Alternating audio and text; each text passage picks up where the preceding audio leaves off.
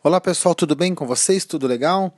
Vamos então para mais uma aulinha de inglês, as nossas aulas 7 e 8 da nossa apostila número 5, tá, de inglês, para podermos ir aí adiantando e não perdermos tempo nos nossos estudos, ok? Muito bem, nós vamos para a página 84, aula 7 e 8, página 84, onde nós vamos ter nessas aulas dois textos básicos e mais a nossa parte de gramática também, ok? Então vamos lá. Nós vamos começar na página 84 com essas duas figuras, né, no nosso warm-up, aquecendo, que diz o seguinte: nós temos o problema número 1 e o problema número 2. A figura do problem number 1, Europe is a dying continent. A Europa é um continente morto, ou que está morrendo, e no desenho do mapa está escrito Declining Birth Rates, um declínio das taxas de natalidade. Estão nascendo poucas pessoas na Inglaterra, na Europa, perdão. Já no segundo quadro, nós temos setas apontando de lugares externos para dentro da Europa. Então, o que antes era um problema, né? Refugees are flooding into Europe. Os refugiados estão invadindo a Europa, estão sobrecarregando a Europa. Eles apagaram o problem e apresentaram como solution number 1. Então, a solução aí, né, que já é inclusive a resposta do nosso exercício, a solução para o problema do declínio de nascimento é a entrada de pessoas, de gente de fora para a Europa para ver um equilíbrio populacional. Nem gente de mais, nem gente de menos, pelo menos essa é a intenção que o desenho traz para nós, né, que os mapas trazem para nós. Então, a nossa resposta do porquê o segundo seria a solução do primeiro é essa tentativa de equilibrar. Se não estão nascendo pessoas, então pessoas de fora vão completar esse número aí que precisa ser colocado de maneira equilibrada, ok? Então, esse é o nosso primeiro exercício de warm-up. Aí nós temos um texto da FUVEST, que vai tratar sobre o tema que é a escolaridade e a taxa de mortalidade. É um texto que apareceu na revista Discover, né, de maio de 2013, falando o seguinte, gente, que quanto mais estudada a pessoa é, menos a taxa de mortalidade acontece nesse local, onde a escolaridade, ela faz o quê? Ela diminui a taxa de mortalidade. Vamos começar, como sempre, com o nosso vocabulário. No nosso glossary, nós temos 5 palavras, que é threshold, que significa limite. A número 2, eu tenho closely, que significa intimamente, ou então muito, vai depender do contexto. A 3, eu tenho trend, esse é tranquilo, significa tendência. A palavra 4, narrowly, que significa um pouco. E a 5, to average, fazer em média. Então, repetindo as 5 palavras do nosso glossary: threshold, limite; closely, intimamente; trend, tendência; narrowly, um pouco; e to average, fazer em média. Ok? Muito bem. O nosso texto aí da FUVEST diz o seguinte, ele é um texto de 2 parágrafos, tá, que trata desse seguinte assunto. Vamos então à tradução para que a gente possa entender, dominar e já partirmos para o exercício de maneira bem eficaz para que a gente possa entender, internalizar e saber analisar o texto. Então vamos lá. Para viver mais tempo e com mais saúde possível, fique mais esperto, fique mais inteligente. Então, aí já está entregando, né, o tema do texto, como eu falei para vocês. O Instituto de Medida de Saúde e Evolução mostra que, no passado, um certo limite de saúde e de riqueza estava muito relacionado um com o outro. Entretanto, a saúde é um pouco ligada a quantas pessoas, esse close ele não é um pouco não, esse close é muito, tá? Ao contrário, a saúde é muito ligada, muito amarrada a quantos anos a pessoa gasta na escola. Olha que bacana, Entretanto, olha, a saúde, né, a parte mais saudável do ser, ela está geralmente ligada, ó, overall, geralmente ligada ao que? A quantos anos ela passa na escola. Quanto mais se estuda, mais se vive. O México, por exemplo, tem 1/5 da sua renda per capita dos Estados Unidos, mas para as mulheres, mais de 50% dos que frequentaram a escola até mais tarde. Isso vai ajudar a gente numa resposta lá na frente, tá? Então, nós temos aqui dados, né, no segundo parágrafo que trazem justamente a veracidade para isso. Por exemplo, aqui fala dos vietnamitas e o pessoal do Iêmen, tá, que tiveram a sua renda per capita também equivalente. Tá? A média de idade, a média das mulheres vietnamitas, tá, com 6,3 mais anos na escola, são metade das mortes entre a idade de 15 e 60. Então vocês verem que realmente eles se basearam no estudo científico para dizer que quanto mais se estuda, menos taxa de mortalidade a gente tem. Tá? Esse é o nosso texto, a mensagem que ele traz. E os nossos exercícios, tá? Antes de passarmos por ele, nós vamos ver expressões. Essas expressões que indicam certas casualidades. Vamos ver então a primeira? Agora estamos na página 85. Vamos lá então, o primeiro quadrinho roxinho nosso é azulzinho que nós temos. Então vamos para esse exemplo. Ó. The later, the former. The later, the former. O que é the later? O que significa the later? Ou the later significa o mais recente. O mais recente. Então, o mais recente, the later. Mexico, for instance, has a 50s the per capita gross domestic product of the United States. But for women, more than 50% of the later's schooling. Tá vendo? Então, nesse caso, the later está se referindo ao quê? Aos Estados Unidos. A expressão the later é para indicar o segundo, o último entre dois exemplos. Então, no caso de uma frase, quando nós temos um sujeito composto, um objeto composto, the later significa o que está mais próximo. Deixa eu explicar em português para vocês entenderem. Olha, o México tem 50% da renda per capita dos Estados Unidos. O México tem 50% da renda per capita dos Estados Unidos. Mas, para as mulheres, mais de 50% desse último escolares.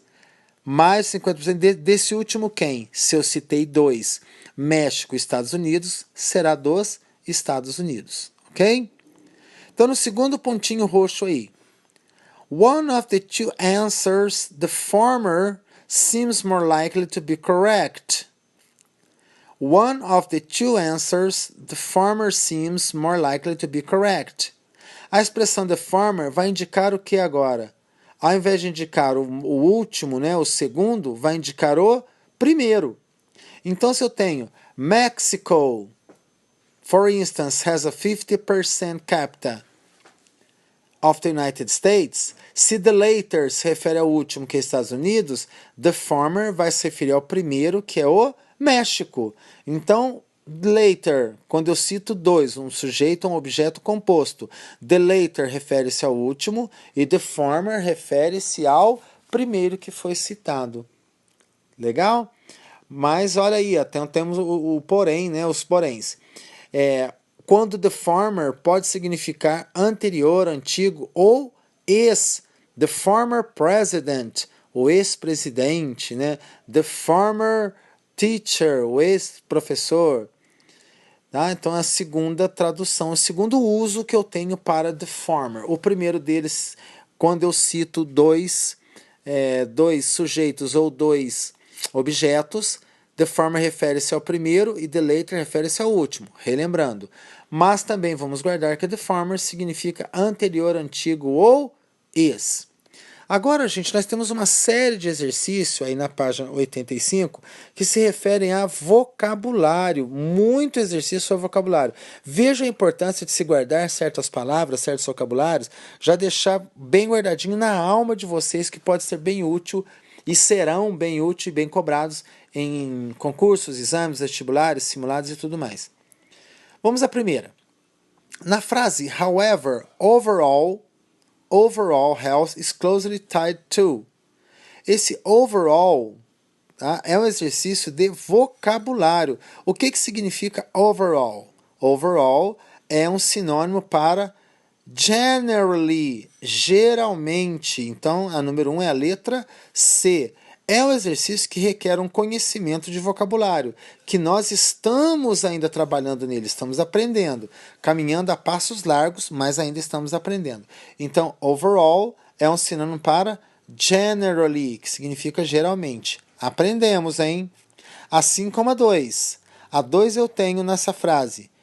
Vietnam and Yemen have roughly equivalent per capita GDP. A palavra roughly significa o que. Então a gente corre lá no nosso tradutor, a gente verifica que a tradução de roughly se aproxima muito da palavra approximately, aproximadamente, a letra E. São exercícios de vocabulário que nós precisamos ligar na frase que é nos dada aqui no exercício e ir atrás da nossa tradução. Então vejam que estamos aprendendo a lidar com esse tipo de exercício de vocabulário. Olha mais um parecidíssimo, olha. Yet, Vietnamese women average 6.3 more years in school. Esse yet, que tem várias traduções, não é apenas uma. Nesse caso, ela só não vai ter uma tradução. Qual a tradução que não vai poder entrar aí para substituir sem mudar o sentido? Esse yet da frase, ele tem uma ideia quase aproximada de contradição, tá? Quer dizer, de contradição não, de... Vamos colocar de consequência, assim, olha, entretanto, né? É contradição mesmo, né? Entretanto, as mulheres vietnamitas, a média das mulheres vietnamitas é 6,3 mais anos na escola. Então vai ser uma ideia de contradição, quase uma concessão. A única que não se encaixa é a letra E, so far, que dá uma ideia de tempo. Então nós não temos uma ideia de tempo nessa frase. Pode ser trocado por however, por nevertheless, por still, que significa ainda, por despite this, que significa apesar disso. Veja que todos dão ideia de contradição, menos o so far, que dá uma ideia de tempo. Ok? Número 4, também de vocabulário, olha. Whereas with a 10% increase in GPD. Essa palavra whereas. Qual que é a definição dela? Então estamos aprendendo também vocabulário. Ainda não estou falando de análise textual, mas sim de vocabulário, tá? Então nós temos 5 opções e a que mais se encaixa é a letra D. Indicates contrast and could be replaced by while. Traduzindo, fica a letra D. Indica contraste e pode ser substituída por enquanto. Então, enquanto com 10% de aumento no GPD, tá? Então ele indica contraste, whereas, mais uma palavra que nós aprendemos. Ok? Agora, elementos referenciais. No número 5, nós temos uma frase, duas frases. 1 year of schooling gives you about 10%. Quem é esse you que está se referindo? É uma frase que está no começo ali do nosso texto, né? E ela se refere, então, a todos os leitores, não pessoas de um determinado país, de uma determinada nação, nada disso, de um grupo, são os leitores. Então, you significa o people in general, as pessoas em geral. Então, ele pega a teoria do texto e está aplicando para nós através do you e do your. Então, a resposta é a letra A, people in general. Vejam que são 5 perguntas referindo-se a vocabulário. E agora, a partir do número 6, é que nós começamos a trabalhar a análise textual. Vamos analisar bem o texto. Então vamos lá. O argumento central do texto é o de que níveis mais altos de escolaridade estão diretamente relacionados a quê? Essa é a ideia principal do texto, tá? Bem fácil de vocês acharem, de vocês responderem. Vamos lá então aqui no nosso esquema. Um tempinho para vocês pensarem na resposta. Dá uma paradinha no vídeo, responde e eu já volto com a resposta, ok? Muito bem, então a gente já percebeu que a resposta da número 6 é a letra A. Níveis mais altos de escolaridade correspondem a índices mais baixos de mortalidade, que é a base do nosso texto, é a mensagem central que ele quer trazer para nós. Joia? Questão número 7. No texto, ao se comparar o México com os Estados Unidos, afirma-se o que com relação ao México? Então a gente volta no texto, encontra a parte onde é comparado México e Estados Unidos e dê a resposta. Já já eu trago para vocês qual é ela. Ok? A resposta é a letra E. As taxas de mortalidade feminina adultas no México são pouco superiores às taxas norte-americanas. Ok? Nesse comparativo, então, está dizendo que a taxa de mortalidade feminina adulta do México é levemente superior à taxa dos Estados Unidos. E para nós fecharmos esse texto, vamos então agora para a página 86. Página 86. Questão número 8, também da FUVEST. De acordo com o texto, about 10% lower mortality rates. Cerca de 10% menos da taxa de mortalidade. É o resultado de... Nós vamos voltar no texto, vamos pegar essa frase, localizá-la no texto e a resposta vai estar flutuando perto dessa frase aí. Vamos fazer isso então? Vamos lá. Ok, já fomos lá no texto, já vimos então. A resposta é a letra E. 1 year of schooling. Esses 10% aí de taxa de mortalidade mais baixa está relacionado a 1 ano de escola. A cada 1 ano, 10% menos da taxa de mortalidade. Legal? Então com isso nós encerramos o primeiro texto. E agora nós vamos passar para o texto número 2 da UFC, da Federal do Ceará, que diz: China is asking where all the girls have gone. Olha que texto interessante. A China está perguntando onde todas as garotas foram. Engraçado, nós falando da China, e a China está tão em destaque nos últimos anos, quem dirá agora nessa época de coronavírus, né? Um abraço para a China. Então vamos lá no nosso glossary. Eu tenho to resort to, que significa recorrer, fazer uso. 2. Imbalance, desequilíbrio. 3. To call upon, significa exigir. 4. To be looked to, ser visto como. E a última, lineage, linhagem, né? A família, a linhagem. Então, repetindo o nosso glossary, para vocês completarem aí. To resort to, recorrer a. Imbalance, desequilíbrio. To call upon, exigir. To be looked to, ser visto como. Lineage, linhagem ou família, ok?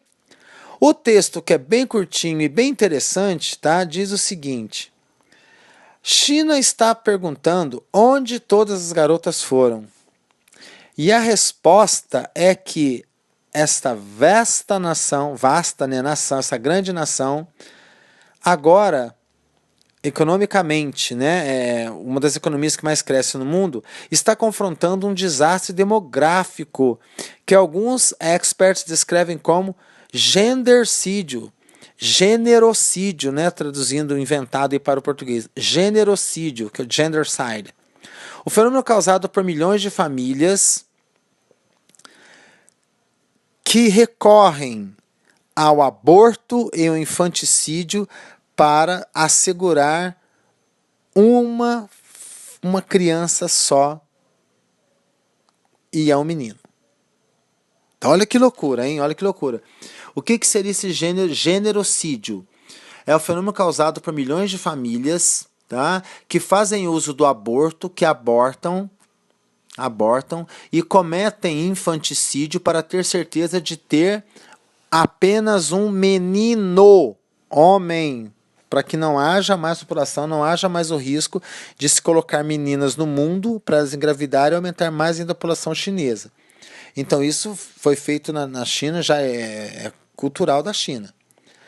A preferência por garotos, segundo parágrafo, né? A preferência por garotos, combinado com a política severa da China de apenas uma criança, imposta desde 1980, tem produzido o que Gong Baoshan, um líder chinês, um especialista chinês em planejamento familiar, descreve como a maior, a mais alta e o mais longo desequilíbrio de gênero no mundo.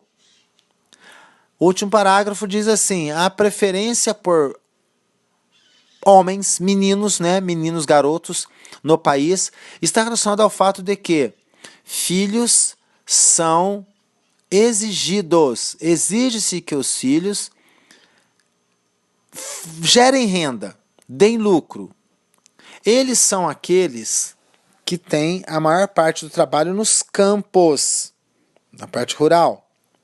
Dessa maneira, filhos são vistos como um tipo de seguro. Entenderam a jogada? Porque não mulheres só homens? Por conta de mão de obra. Eles também representam a continuidade da linhagem, não sei como, né? E a proteção para a velhice dos pais. Então, os filhos homens é que vão ajudá-los a suportá-los. Engraçado falar de linhagem se eles não querem ter meninas, se caiu o número de meninas. Incrível isso, né?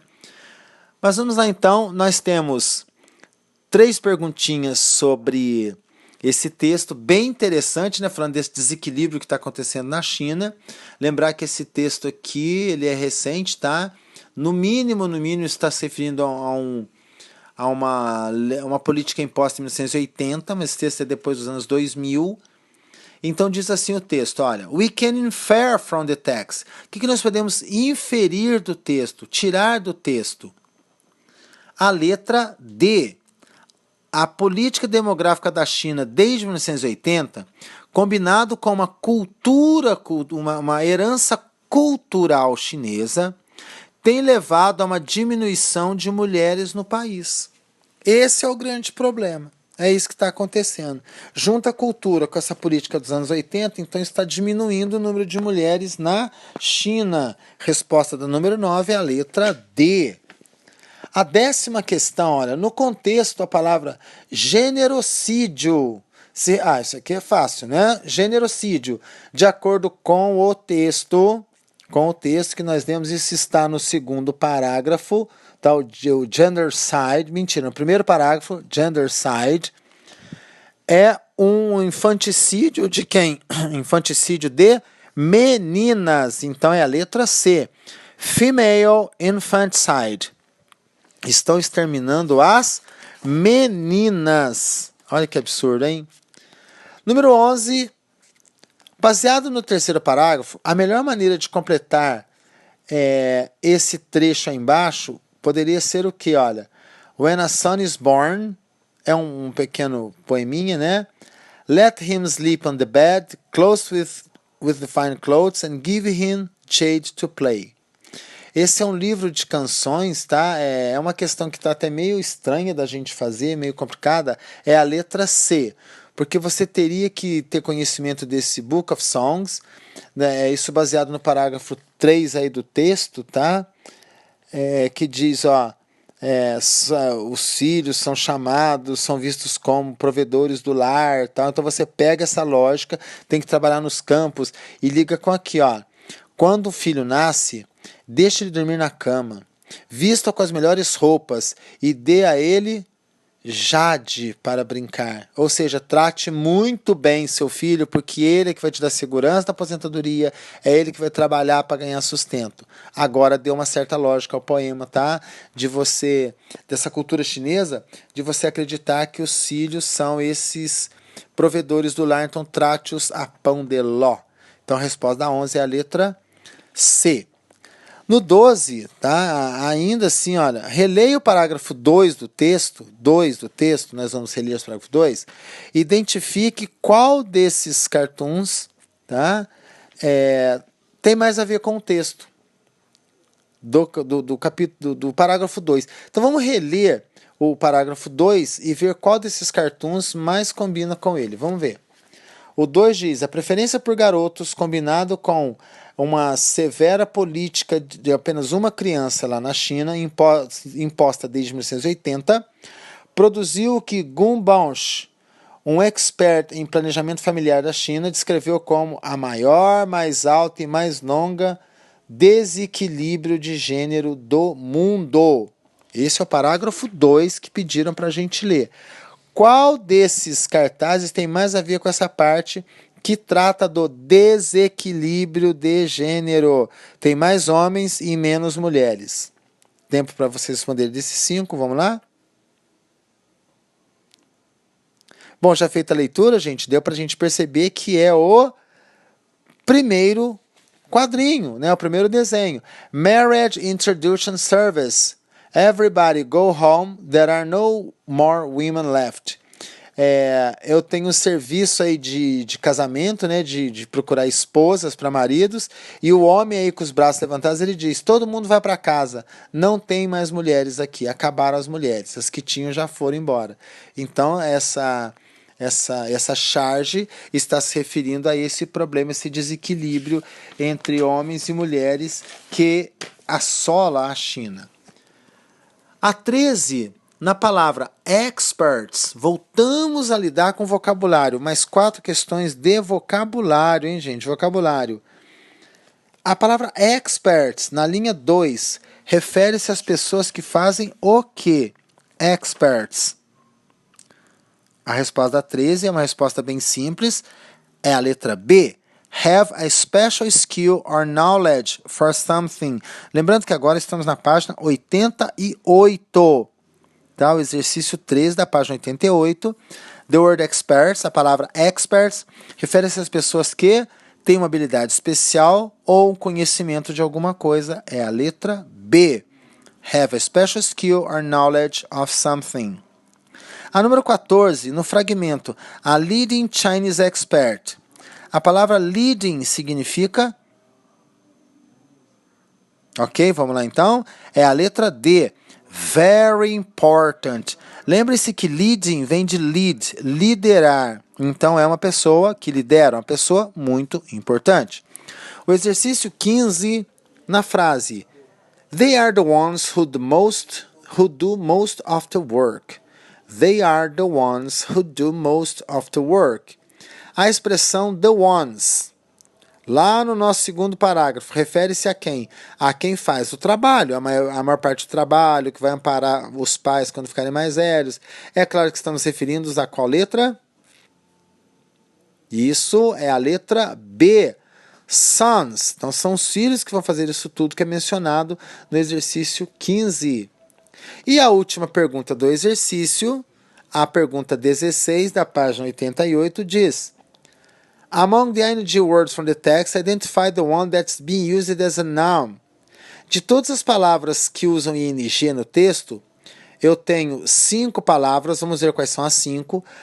Qual delas é usada como um substantivo, como um nome, não como um verbo no gerúndio? Vamos ver? Então eu tenho growing, confronting, resorting, leading e planning.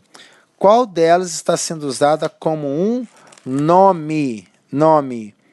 Nós temos a resposta na letra E, que é planning, planejamento, tá? E não planejando. Ok, pessoal? Então, com isso, nós encerramos nossas aulinhas, nossa aula 7 e 8 da nossa apostila. Eu espero vocês na segunda-feira que vem com mais uma aula de inglês aqui pelo nosso Video System do Anglo. Um grande beijo para vocês e a gente se encontra lá, ou melhor, a gente se encontra quinta-feira com a aula de literatura e na semana que vem estamos de volta com o inglês, ok, pessoal? Grande beijo, não deixe de fazer as tarefas mínimas, por favor, lá no nosso caderno vivo, não, no nosso plural, não deixe de fazer as tarefinhas do plural, tá bom? Que elas contam pontos, legal, gente? Não deixem de fazer. Um grande beijo para vocês, até a próxima, valeu, tchau!